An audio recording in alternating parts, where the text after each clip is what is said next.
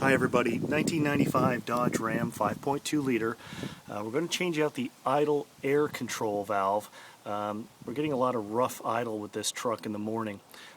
Feels like actually the spark plug wires are being yanked off it as it's trying to warm up. The truck doesn't stall, but it comes close to it. And here's the part.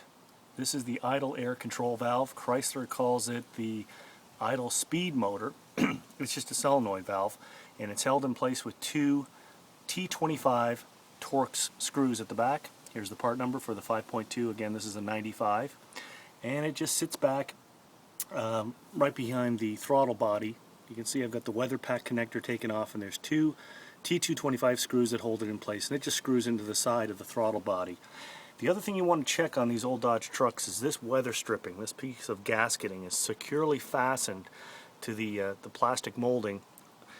What happens is that sometimes water can come down here and then drip onto various electrical connections.